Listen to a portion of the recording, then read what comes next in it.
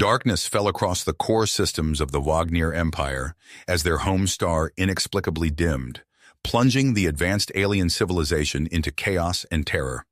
The sudden disruption baffled Imperial scientists, who scrambled to explain the star's altered output. Pryler, a prodigious Wagner astrophysicist, raced to the capital to investigate the crisis. As Pryler analyzed the data, a chilling realization took hold. The star had been artificially manipulated, transformed into a colossal stellar engine by an unknown force. Meanwhile, light years away in a secret human military base, Commander Douglas Jones of the Earth Defense Forces met with his superiors to discuss the triumphant success of Operation Starfall. For decades, the Wagner had ruthlessly exploited humanity, perceiving them as primitives ripe for subjugation. But the humans fought back, covertly developing the ultimate weapon by seizing control of the Wagner's own sun. As Pryler briefed the stunned Imperial Council on her findings, Commander Jones delivered an ultimatum: submit to Earth's demands or watch their star be extinguished. With their empire on the brink of collapse, the Wagner Emperor tasked Pryler with a desperate mission to infiltrate human space, uncover their solar weapons' secrets, and neutralize the existential threat. Simultaneously, Commander Jones wrestled with the moral weight of Earth's actions, steeling himself for the difficult choices ahead. Two brilliant minds, Pryler and Jones, found themselves at the epicenter of a brewing conflict, poised to reshape the galactic order. As they navigated treacherous political currents, military brinksmanship, and scientific frontiers, both would be forced to confront not only their adversaries, but their own deeply held convictions. The stakes couldn't be higher, the very survival of two civilizations hanging in the balance, with the fate of countless lives resting on their ingenuity, courage, and capacity to find common ground in the shadow of annihilation. Pryler's cargo ship shuddered as the tractor beam from the human outpost locked on, dragging her inexorably towards the waiting hangar bay. She took a deep breath, steeling herself for the confrontation to come. As the airlock hissed open, armed guards surged into the ship, weapons trained on the lone Wagner. Pryler raised her hands slowly, affecting a look of wide-eyed terror. "Please, I mean no harm," she stammered as the guards roughly pulled her to her feet. "I'm just a simple trader who got lost. I didn't mean to trespass." Colonel Mikhail Petrov stepped forward, his grizzled face etched with suspicion. "We'll see about that," he growled. "Take her to the interrogation room." As Pryler was marched through the outpost's stark corridors, she surreptitiously scanned her surroundings, committing every detail to memory. The interrogation was long and grueling, but she held fast to her cover story, even as Petrov's questions grew more pointed and accusatory.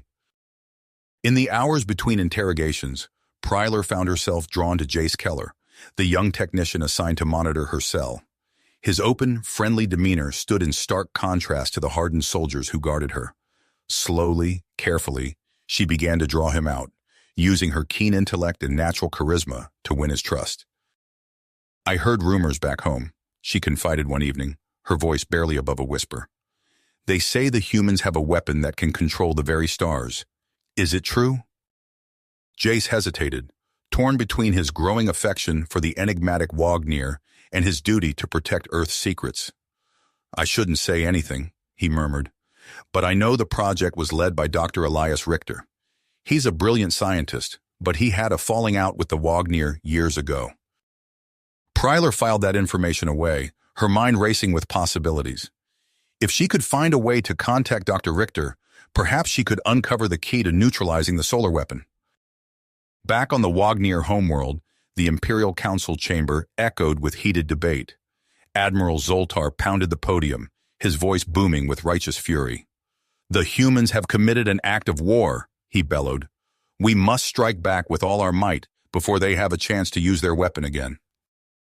But Valkor, the moderate diplomat, shook his head sadly. "Violence will only beget more violence," he argued.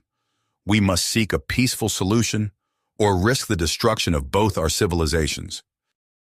As the argument raged on, the Emperor sat in stony silence, his thoughts inscrutable. The fate of the Wagner Empire hung in the balance, and time was running out. Days turned into weeks as Pryler's detention dragged on. Colonel Petrov grew increasingly certain that she was more than she appeared, but he could never quite find the proof he needed. Then, one fateful night, everything changed. Prylar awoke to the sound of alarms blaring throughout the outpost.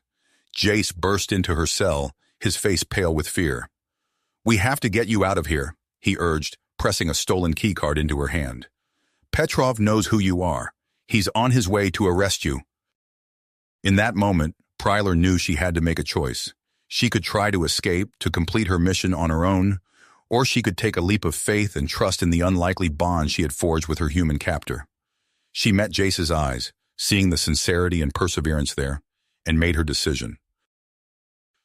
Together they raced through the outpost's twisting corridors, dodging patrols and security checkpoints. Finally, they reached the hangar bay where Prylar's ship was docked. Colonel Petrov was waiting for them, his weapon drawn and his face hard with anger. "I knew you couldn't be trusted," he snarled, advancing on Prylar. "You're a spy, sent here to steal our secrets." Prylar stepped forward, her hands raised in a gesture of peace. "You're right," she said softly. "I am a spy. But I'm not here to steal your secrets. I'm here to find a way to save both our peoples." Petrov hesitated, his finger tightening on the trigger. In that moment of tense silence, Prylar made her gambit. "I know about Dr. Richter," she said. "I know he had a falling out with the Wagner. What if I told you there might be a way to use that to broker a peace?" Slowly, grudgingly, Petrov lowered his weapon. "I'm listening," he growled. And so, in that cramped hangar bay, an unlikely alliance was forged. A human soldier, a Wagner spy, and a young technician caught between two worlds. Together, they would work to unravel the secrets of the solar weapon and find a way to bring their peoples back from the brink of war. But even as they laid their plans, dark forces were gathering in the shadows. On Earth, Commander Jones learned of Dr. Richter's deadly failsafe, a ticking time bomb that threatened to destroy everything.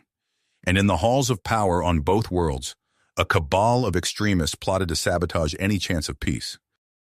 The stage was set for a desperate race against time, with the fate of two civilizations hanging in the balance. Prylar and her newfound allies would have to use every ounce of their courage and cunning to navigate the treacherous currents of politics and war, knowing that the slightest misstep could spell disaster. As they plunged headlong into the unknown, they could only hope that somewhere, somehow, they would find a way to bridge the gulf between their peoples and forge a lasting peace from the ashes of conflict. The journey ahead would be perilous, the odds stacked against them, but for the sake of all they held dear, they had to try. The piercing wail of klaxons shattered the tense calm of the outpost. Prylar's heart raced as Jace burst into her cell, his face etched with panic. "We've been compromised," he gasped, fumbling with the door controls. "A strike team just breached the perimeter. We need to move now." As they sprinted down the corridor, the staccato of gunfire erupted behind them. Prylar's keen ears picked up the sound of booted feet pounding on metal grating, closing fast. They rounded a corner and came face to face with Colonel Petrov, his weathered features grim. "This way," he barked, gesturing toward an emergency hatch. "We've got a ship prepped for evac." The trio dashed through winding maintenance tunnels, the sounds of pursuit growing ever closer. As they emerged onto the hangar deck, a plasma bolt sizzled past Prylar's head, leaving an acrid scent in its wake. "Go!" Jace shouted, pushing Prylar toward the waiting shuttle. "I'll cover you!" Before she could protest, Jace spun and returned fire. The young technician's face was a mask of dedication as he traded shots with their unseen assailants. Prylar and Petrov scrambled up the shuttle's ramp. As the engines whined to life, Prylar turned back to see Jace stumble, a crimson stain blossoming across his chest. "Jace!" she screamed, lurching toward the hatch. Petrov's iron grip held her back as the ramp sealed shut. "We can't help him now," the colonel growled, his voice thick with regret. "We have to complete the mission." As the shuttle rocketed away from the outpost, Prylar caught a glimpse of their pursuers through the view screen. A tall, imposing figure stood at the fore, his eyes burning with cold fury. Major Damian Hawk, she realized with a chill. The most ruthless operative in the Earth Defense Forces. Hours later, as their stolen craft limped through the lawless expanse of the Outer Rim, Prylar and Petrov huddled over a battered comm unit. The news trickling in from both Earth and the Wagner homeworld painted a grim picture. "It's worse than we feared," Petrov muttered, his face ashen. "Admiral Zoltar has seized control of the Empire. Your Emperor is either dead or in chains." Prylar's hearts clenched at the thought of her world in the grip of such a madman. And Earth? Not much better. The Defense Council is fracturing. Some are calling for an all-out assault on Wagner space. A heavy silence fell between them, broken only by the ship's labored engines. Their plan for peace talks lay in ruins, their allies scattered or worse. "We need help," Prylar said at last, her voice resolute. "Someone with resources, contacts, someone who can move freely between our worlds." Petrov's eyes narrowed. "I might know someone, but she doesn't come cheap and she's not exactly reputable." "At this point," Prylar replied, "I don't think we can afford to be picky." The seedy spaceport on Novus Prime teemed with all manner of life forms, each more unsavory than the last. Prylar kept her hood pulled low, acutely aware of the bounty now on her head. They found Zara Rogue in a dingy cantina, her boots propped on a table, and a half-empty bottle of Rigelian whiskey at her elbow. The smuggler captain's cybernetic eye whirred as it focused on the unlikely pair. "Well, well," Zara drawled, a predatory grin spreading across her face. "A Wagner scientist and an Earth Force colonel walk into a bar. Sounds like the start of a bad joke." "We need your help," Petrov said, sliding into the booth across from her. "There are powerful people trying to start a war, and we might be the only ones who can stop them." Zara's organic eye narrowed. "And why should I care about your little conflict?" "Because," Prylar leaned forward, her voice low and urgent, "if we fail, there won't be much of a galaxy left for you to smuggle through." For a long moment, Zara said nothing. Then she knocked back the rest of her whiskey and slammed the glass on the table. "All right," she said, her grin turning feral. "Let's go save all of the universe." As Zara's ship, the Star Dancer, slipped into hyperspace, Prylar felt a glimmer of hope, but she knew the real challenges still lay ahead. Somehow, they needed to neutralize the solar weapon, expose the conspirators, and bring their peoples back from the brink of annihilation. And they had to do it all while staying one step ahead of Major Hawk and Admiral Zoltar's forces. Prylar gazed out at the swirling vortex of hyperspace, her mind racing. She thought of Jace, of her Emperor, of all those counting on her. She couldn't fail them now. The Star Dancer dropped out of hyperspace with a shudder, its hull groaning under the strain of their hasty escape.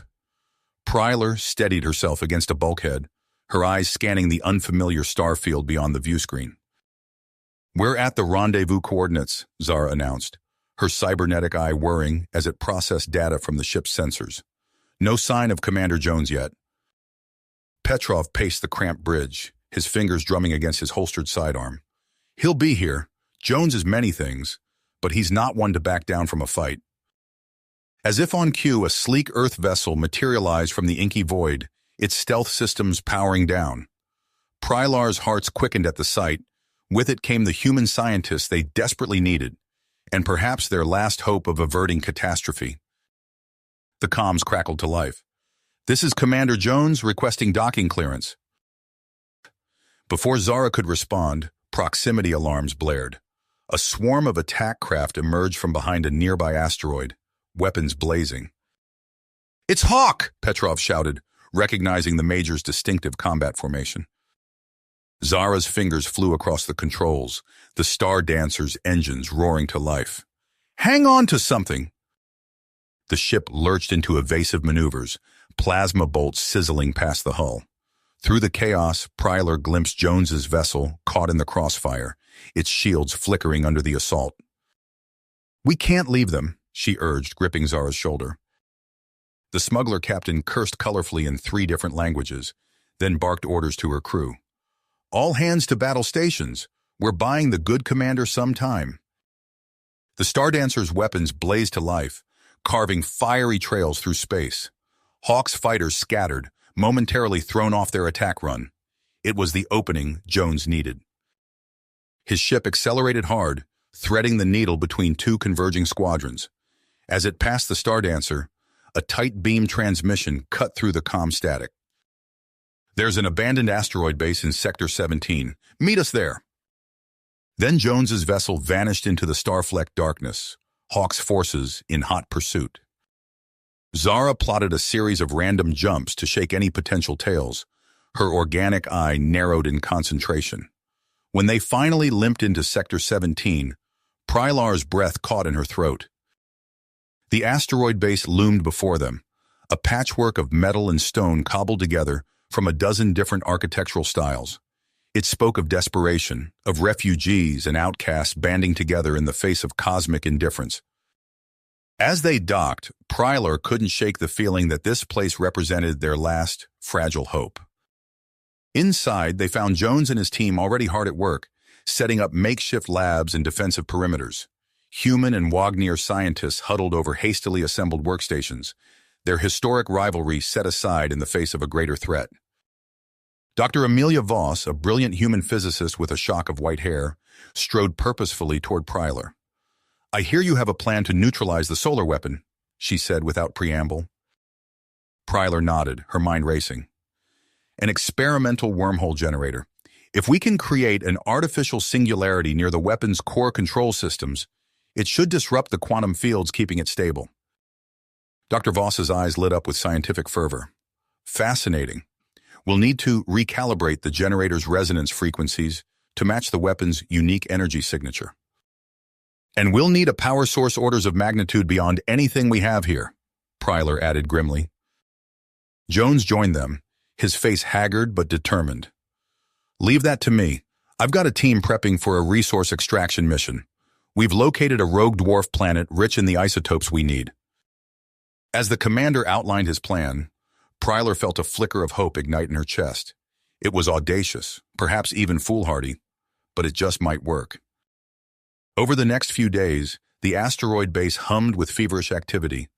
Prylar and Dr. Voss worked tirelessly to modify the wormhole generator, their fingers flying over delicate circuitry and complex equations. Human and Wagner scientists set aside centuries of mistrust, pooling their knowledge in a desperate race against time. Then came the moment of truth. Jones and his strike team departed for the dwarf planet, leaving the base feeling eerily empty. Hours stretched into days as they waited for news. When the proximity alarms finally sounded, Prylar rushed to the docking bay.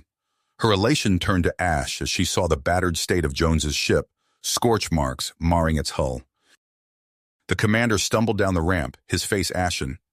"We got the isotopes," he rasped. "But Kradus's forces were waiting for us. They knew we were coming." Prylar's hearts clenched. "Casualties?" Jones's eyes darkened. "Keller, he didn't make it. Sacrificed himself so we could get away." A heavy silence fell over the hangar. Prylar thought of the young technician who had shown her kindness on the Earth outpost, who had given his life for a chance at peace. There was no time to mourn. With trembling hands, Prylar accepted the container of precious isotopes. They had paid for this chance in blood. Now they had to make it count. Back in the makeshift lab, she and Dr. Voss worked with renewed urgency. The wormhole generator slowly took shape, a marvel of human and Wagner engineering. "It's ready," Dr. Voss announced at last, her voice hoarse from exhaustion. Prylar ran a final diagnostic, her heart's pounding. "The generator's stable, but we don't have nearly enough power to activate it." Jones stepped forward, his face set with grim persistence. "My ship, the experimental fusion reactor, it might be enough." As they debated the risks, Zara burst into the lab, her cybernetic eye pulsing with urgent data. "We've got bigger problems. Long-range sensors just picked up Admiral Zoltar's Dominion fleet. They're headed straight for us." Prylar's mind raced. They had one shot at this, one chance to stop the war before it consumed both their civilizations. With Zoltar closing in and their power reserves dwindling, the final act was about to begin. She met Joan's eyes, seeing her own commitment reflected there. Whatever came next, they would face it together. Together, Prylar nodded, her purpose hardening. "Let's do this," she said. The next hours passed in a blur of frenetic activity. Commander Jones's ship, the Intrepid, was retrofitted with Dr. Voss's wormhole generator. The experimental fusion reactor hummed with hardly restrained power, its energy readings off the charts. As the final preparations were made, Pryler pulled Jones aside. "You understand what this means?" she asked, her voice low. "Once you activate the generator—" "I know," Jones cut her off, his eyes steely. "No coming back, but if it means stopping this war, saving billions of lives, it's worth it." Before Pryler could respond, Zara's voice crackled over the comms. "We've got company. Kratos' advanced forces just dropped out of warp." Jones sprinted for his ship. "That's our cue. Zara, keep them busy." The Star Dancer rocketed out of the asteroid base, its weapons blazing. Zara's ragtag fleet engaged Kratos' ships, a chaotic dance of plasma fire and explosions. In the midst of the firefight, the Intrepid slipped away, cloaked and running silent. Pryler watched the battle unfold on the command center's screens, her heart's racing. "Energy spike!" one of the technicians shouted. "It's the Dominion fleet." Admiral Zoltar's armada materialized from warp, dwarfing the resistance ships. Pryler's blood ran cold at the sight of so many enemy vessels. "Jones, abort!" she shouted into the comms. "There's too many—" "Negative," came Jones's calm reply. "I'm proceeding to the target. Send me those new calculations, Doctor." Pryler's fingers flew over the console, transmitting the updated data. "The singularity will drain your reactor completely. You won't have power for shields, weapons, or life support." "I know." Jones's voice was steady. "It's the only way." On the main view screen, Pryler watched as the Intrepid penetrated the solar weapon's outer defenses. Alarms blared throughout the command center. "We need to evacuate," Dr. Voss urged. "If this works, the weapon's quantum fields will destabilize. We can't be here when that happens."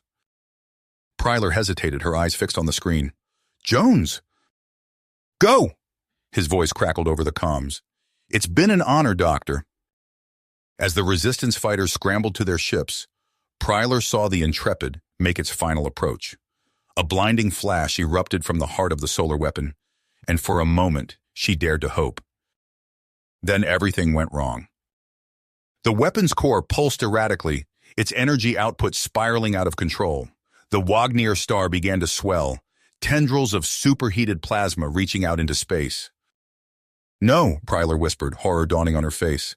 "The Nova, it's happening too fast." Massive solar flares lashed out, engulfing the nearest Dominion ships. The Intrepid disintegrated in a burst of light, taking Commander Jones with it. As their ship raced away from the doomed system, Pryler watched her homeworld vanish behind a wall of fire. The Nova expanded relentlessly, consuming everything in its path. "Admiral Zoltar is ordering a full retreat," Zara reported, her organic eye wide with disbelief. "They're abandoning the core systems." In the stunned silence that followed, Dr. Voss approached Pryler. "We've received a priority transmission," she said quietly. "It's from Earth. They're calling for a ceasefire." Pryler nodded numbly, her palms sweating from the enormity of what had just transpired. As the shock began to fade, a new drive took hold. They had stopped the war, but at a terrible cost. Now came the hard part, picking up the pieces and finding a way forward. "Set course for the nearest human outpost," Pryler instructed Zara. "We need to start coordinating relief efforts immediately." As the Star Dancer entered warp, carrying its battered crew towards an uncertain future, Prylar's comm unit chimed with an incoming message. The sender's name made her heart skip a beat. Dr. Elias Richter. The man responsible for creating the solar weapon was alive, and he claimed to have a solution. Pryler hesitated, her finger hovering over the accept button. Whatever came next would shape the fate of both their species. She took a deep breath and opened the message. Pryler's fingers trembled as she accepted the transmission. Dr. Elias Richter's face materialized on the screen, gaunt and haunted. "Dr. Pryler," he said, his voice hoarse, "I have a proposition that could save both our species." Over the next hour, Richter outlined his audacious plan. A massive Dyson sphere to harness and control the Nova's energy. As he spoke, Pryler's scientific mind raced, analyzing the calculations and possibilities. "It's ambitious," she said cautiously, "but the scale of resources required is staggering." "Yes," Richter finished, "but it's our only chance to restore your star and prevent further devastation." Pryler exchanged glances with Dr. Voss. The human physicist nodded, her eyes alight with the challenge. "We'll need to assemble a joint task force," Pryler said, "the best minds from both our civilizations." Within days, a coalition of human and Wagner scientists gathered on a neutral space station. The air crackled with tension as centuries of mistrust collided with desperate necessity. Captain Raina Cruz, newly appointed head of security, stood at attention as Pryler addressed the assembled team. "We face an unprecedented crisis," Pryler said. "But in this crisis lies opportunity to forge a new path forward, together." As the scientists delved into their work, reports flooded in from across both territories. Shipyards and factories sprang to life, churning out components for the massive Dyson structure. Colony worlds were strip-mined for raw materials. But peace remained fragile. Warlord Kradus, once a respected Wagner admiral, emerged as the leader of a militant splinter faction.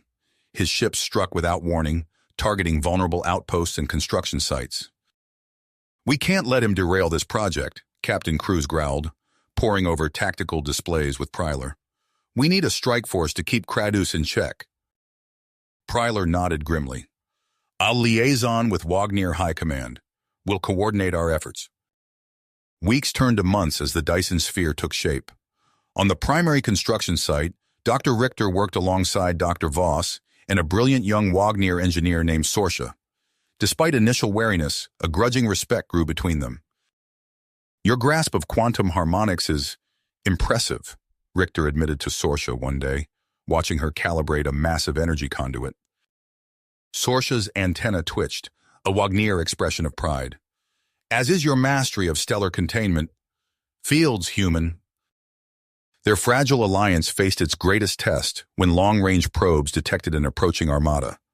The ships were like nothing they'd ever seen, a conglomeration of alien designs, all overflowing with weaponry. Panic spread through the ranks. Captain Cruz's voice cut through the chaos. "All ships, battle stations, this is not a drill." As the unknown fleet drew nearer, Pryler found herself in an unthinkable position, negotiating with Warlord Kradus himself. "You need our ships," Kradus sneered over the comm channel. "Admit it, Pryler." She took a deep breath. "We need each other, Warlord. The threat we face is greater than our differences." An uneasy truce was struck. When the invaders' vanguard arrived, they faced a united human Wagner armada. The battle raged across 3 star systems, leaving a trail of devastation in its wake.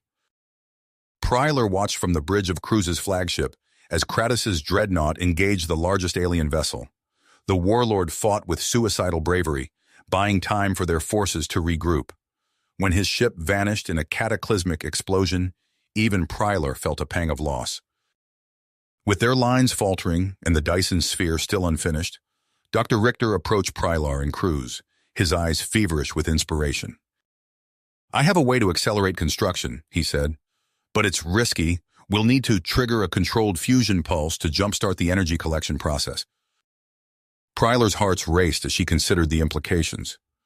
"The timing would have to be perfect," she said. "If we miscalculate, we'll lose everything," Cruz finished grimly. As alarms blared and the alien armada closed in, Pryler made her decision. She opened a channel to all allied ships. "This is Dr. Pryler. All vessels, converge on the following coordinates. We're about to attempt something that's never been done before." Before? Pryler's voice crackled with static as she transmitted the coordinates to the assembled fleet. "Prepare for synchronized fusion pulse on my mark." The bridge of Cruz's flagship hummed with nervous energy. Tactical displays showed the alien armada closing in, their bizarre ships dripping with weaponry. Pryler's heart raced as she watched Dr. Richter make final adjustments to the fusion sequencer. "Sorsha, status report," Pryler called out. The young Wagner engineer's antennae twitched as she responded, her fingers flying over the control panel. "Energy conduits primed. Dyson ring segments in position." Captain Cruz leaned forward, her eyes locked on the main view screen. All ships report ready, Doctor. Pryler took a deep breath. Initiate fusion pulse in 3, 2, 1, mark. A blinding flash erupted from the assembled ships, concentrated beams of energy converging on the skeletal framework of the Dyson sphere. The fusion pulses slammed into the ring segments, superheating the alloys and fusing them together at an unprecedented rate. It's working, Richter exclaimed, his gaunt face illuminated by the data readouts. Shell integrity at 15% and climbing. As the outer ring began to take shape, the alien vanguard launched its first assault. Plasma bolts streaked across space, slamming into the Allied ship's shields. Pryler, we need more time. Sorsha's voice was tense. The sphere's structural integrity isn't high enough to withstand a direct attack. Understood. Pryler turned to Cruz. Captain, form a defensive perimeter. We need to buy the construction teams every second we can. Cruz nodded grimly. All combat squadrons, engage the enemy. Keep them off our builders.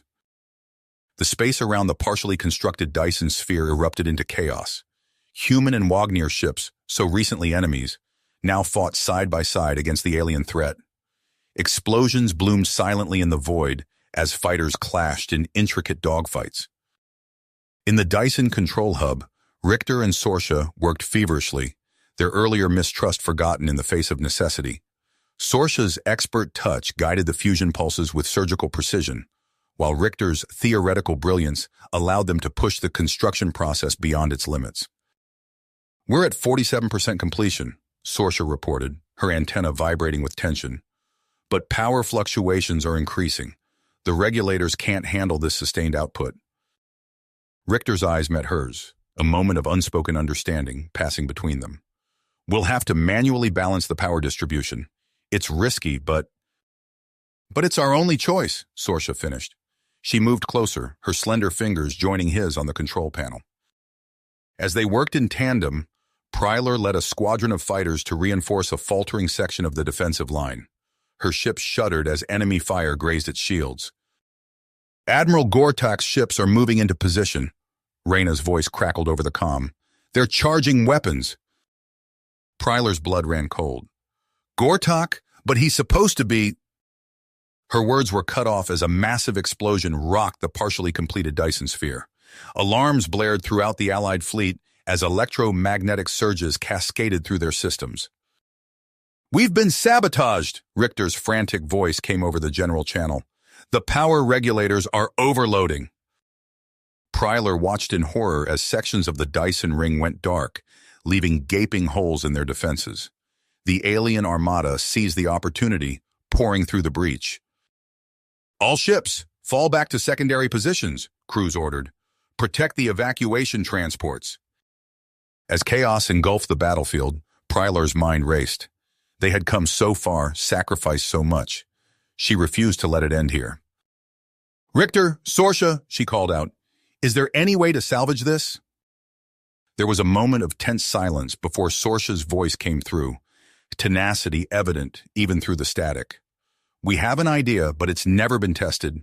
We'll need to channel the residual nova energy directly into the sphere's defensive grid. Do it, Pryler ordered without hesitation.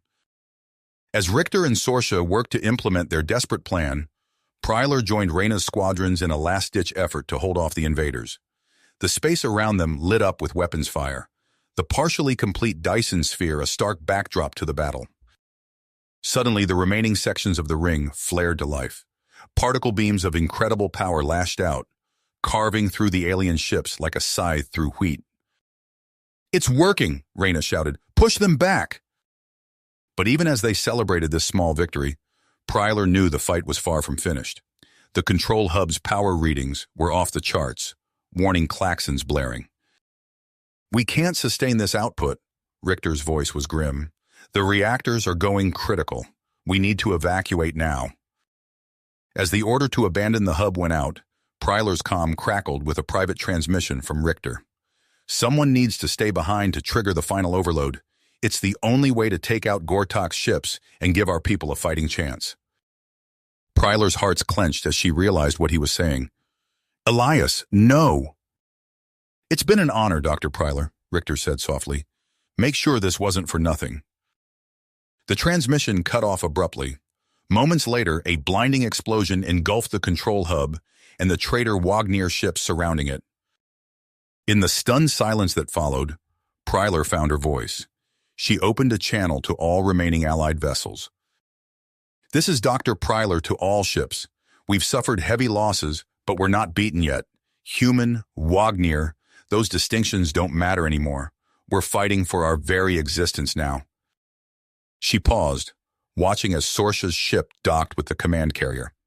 The young engineer's face was streaked with tears, but her eyes blazed with drive.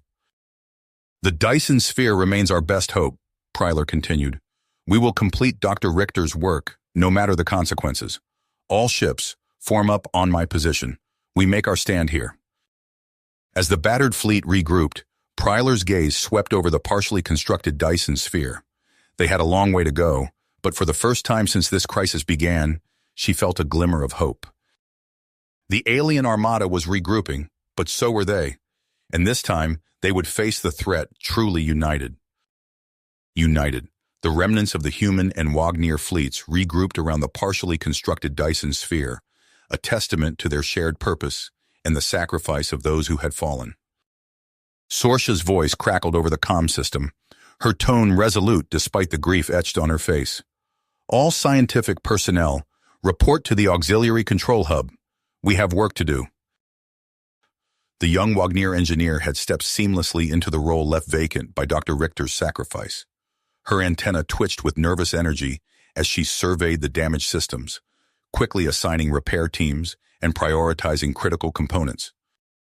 We'll need to establish multiple construction sites, Sorsha explained to the assembled scientists. It's the only way to complete the sphere before the aliens return. As Sorsha coordinated the scientific efforts, Pryler found herself thrust into a new role. The Allied fleet looked to her for leadership, human and Wagner captains alike awaiting her orders. We need to consolidate our forces, Pryler announced, her gaze sweeping across the assembled holographic projections of ship commanders. And we need allies. Her eyes fell on a familiar face, the grizzled visage of Captain Krell, once Warlord Kratus's second-in-command. Captain, your insurgents fought bravely against the alien threat. We could use warriors of your caliber to defend the sphere. Krell's mandibles clicked thoughtfully. You're offering us legitimacy after all this time? Pryler nodded. We can't afford old grudges. Not now.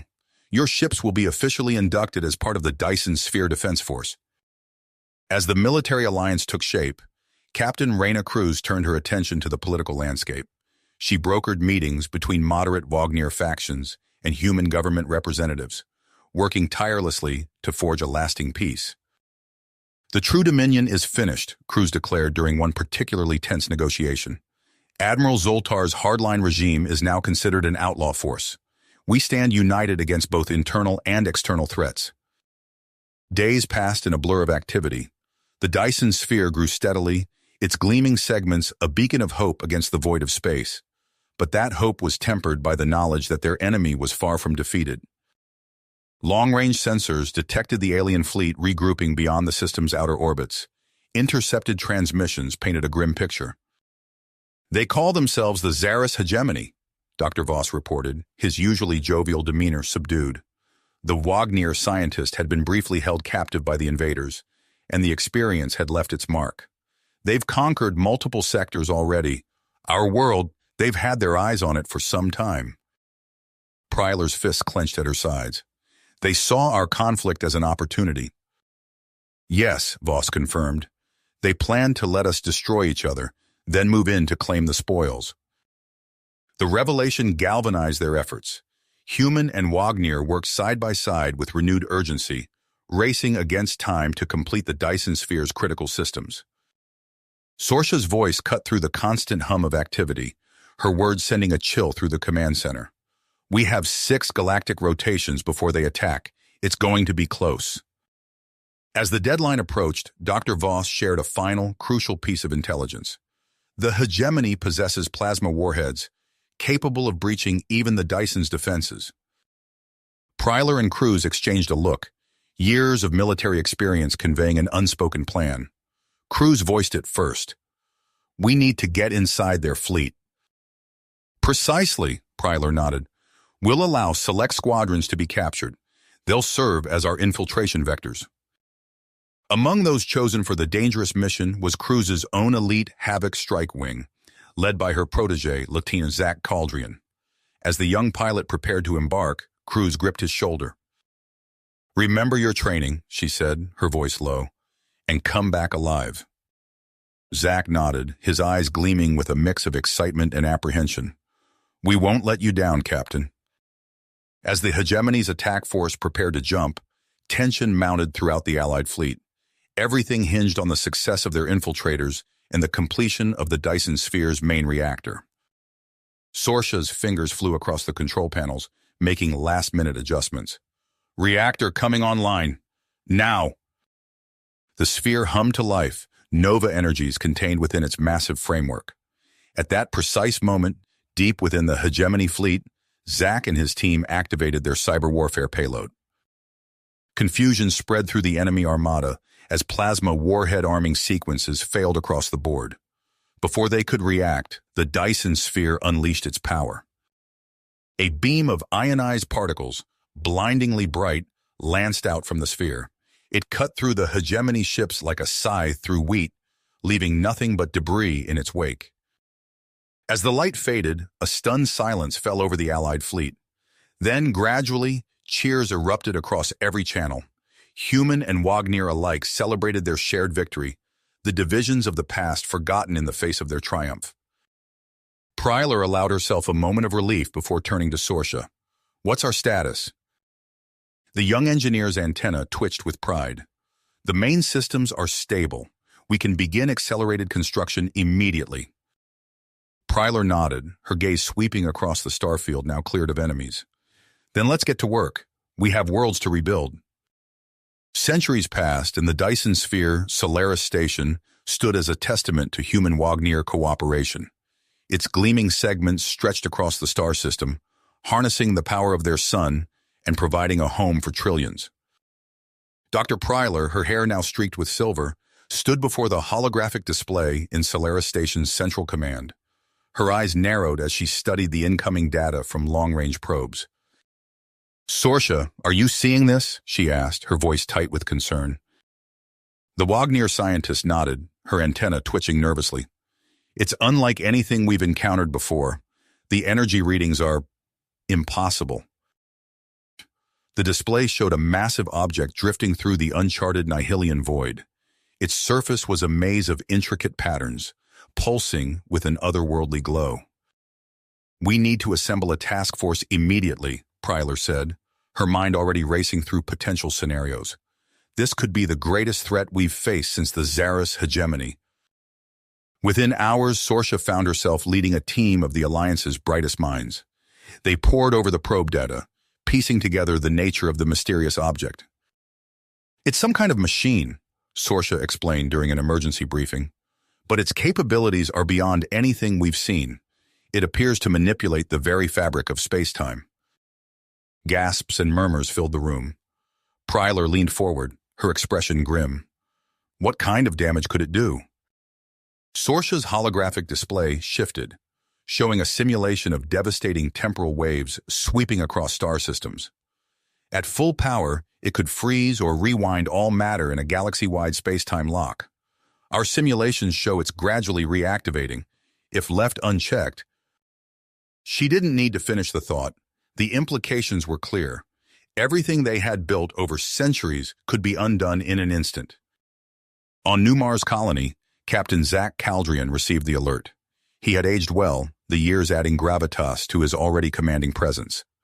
As he strode into the military command center, screens lit up with incoming transmissions. "Captain Caldrian," a familiar voice called out. He turned to see Dr. Pryler's hologram materializing beside him. "We need you to lead this operation. Your experience with the Havoc strike wing makes you uniquely qualified." Zach nodded, immediately grasping the gravity of the situation. "What's our plan of attack?" "We've established 3 primary objectives," Pryler explained, outlining the mission protocols. Intercept and disable the machine, identify any controlling intelligence, and if all else fails, find a way to permanently neutralize the technology. As Zack assembled his elite Zenith strike force, drawing from the best warriors across species, Prylar and Sorsha worked tirelessly on Solaris Station. They knew that disabling the Doomsday Machine's defenses, even temporarily, would be crucial to the mission's success. If we can harness the station's main beam, Sorsha mused, her fingers dancing across holographic schematics, we might be able to generate an inverse tachyon pulse. Prylar's eyes lit up with understanding. Disrupting its time dilation field. It's risky, but it could work. Days later, as the Zenith team approached the outskirts of the Nihilian void, tension mounted across the Alliance. The fate of countless worlds hung in the balance. Zack's voice crackled over the comms. Solaris Station, we're in position, awaiting your signal. Prylar took a deep breath, locking eyes with Sorsha. Initiate the pulse. The Dyson sphere hummed with power, channeling unimaginable energy into a focused beam. It lanced out across space, striking the Doomsday Machine with pinpoint accuracy. For a heart-stopping moment, nothing happened. Then a shimmering distortion rippled across the machine's surface. Now, Zack, Prylar shouted, you have seconds before the field reactivates. The Zenith ships surged forward, expertly piloted by Zack and his team. They slipped through the flickering barrier just as it snapped back into place. Inside the machine, reality itself seemed to warp and twist. Zack and his squad found themselves in an ever-changing landscape of decaying structures and reconstituting matter. Stay focused, Zack commanded, leading his team through the temporal maze. We need to find the control center. As they pressed deeper into the machine's core, sensors began picking up a faint energy signature. They rounded a corner to find a massive chamber.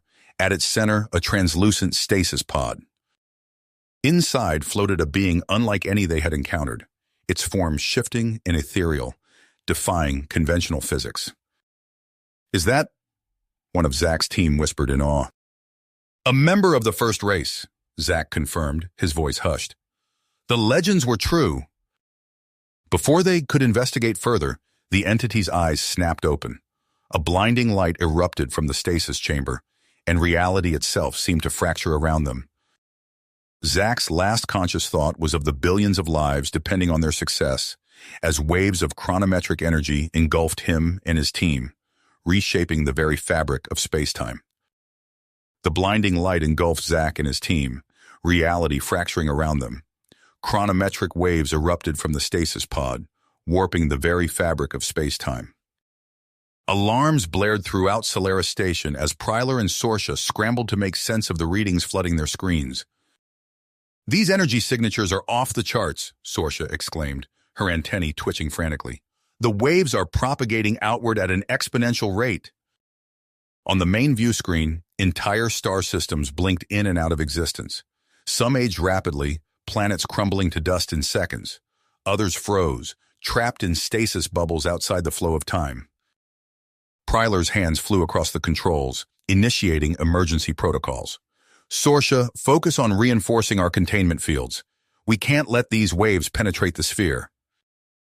But even as Sorsha worked, pouring every ounce of power into Solaris's defenses, the chronometric distortions intensified. Colonial outposts vanished from the sensor grid, millions of lives snuffed out in an instant. Inside the Doomsday Machine, Zack fought to keep his team together as reality warped around them. Fall back, he shouted over the deafening roar of temporal energy. Get to the ship. They stumbled through corridors that twisted and reshaped themselves, narrowly avoiding pockets of accelerated time that would have aged them to dust. As they reached their vessel, the entire structure began to destabilize. Initiating emergency jump, Zack called out as they strapped in.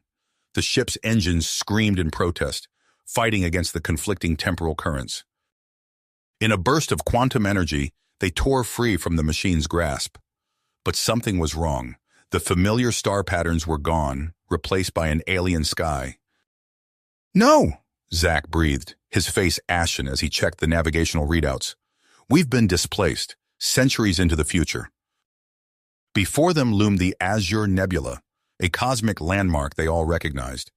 But where Solaris Station should have been, there was only a ghostly husk, the once mighty sphere, now a derelict ruin. Fighting back despair, Zack docked their damaged ship with the station's remains. "We need answers," he told his shell-shocked team. "Fan out, search for any data logs that survived." As they explored the dead station, the full horror of what had transpired became clear. Sorcia's final transmission played on a partially functioning console, her voice thick with anguish. "This is Dr. Sorcia, day 47 since the Chrono event. Our efforts to counteract the effect have failed. The waves continue to expand, consuming everything in their path. To anyone who finds this, I'm sorry. We couldn't stop it. May whatever gods exist have mercy on our souls." The recording cut out, leaving Zack and his team in stunned silence. Their universe, their entire history, had been erased, trapped in an entropic oblivion. Gathering in what remained of the command center, the survivors of Zenith faced the grim reality of their situation. Prylar, her face etched with lines of exhaustion and grief, addressed the group. "We can't stay here," she said, her voice steady despite the weight of their loss. "This timeline is dead, but we might have one chance at escape." She outlined a desperate plan, using their ship's depleted quantum matrices to create a subspace corridor. It was a long shot, but their only hope of survival. As the team prepared for the jump, Zack made his decision. He would remain behind, using his ship's temporal shielding to buy the others the precious moments they needed to transit safely. "It's been an honor," he told Prylar, clasping her hand one final time. The subspace aperture flared to life, a shimmering portal of unknown possibility. As Zack's systems overloaded, generating a massive temporal field, Prylar and the remaining Zenith members plunged into the corridor. They emerged in a cosmos both familiar and alien, a parallel reality untouched by the chronometric apocalypse, but still in its infancy. No advanced civilizations existed here, only the raw potential of countless virgin galaxies. As the subspace corridor collapsed behind them, Prylar gazed out at the primordial expanse. Their own universe was gone, but perhaps here they could plant the seeds of a new cosmic cycle. "We are wanderers now," she told her team, her voice tinged with both sorrow and persistence. "But we carry with us the knowledge and experiences of our lost home. Our legacy will endure." The battered Zenith ship drifted into the cosmic dawn, its crew the last remnants of a vanished age, and the harbingers of a new era yet to unfold. You have reached the end of the story. If you enjoyed this story and want to support us, please leave a like and subscribe to our channel, and for every comment that says 88, I will heart every single one of them. Thank you for your time.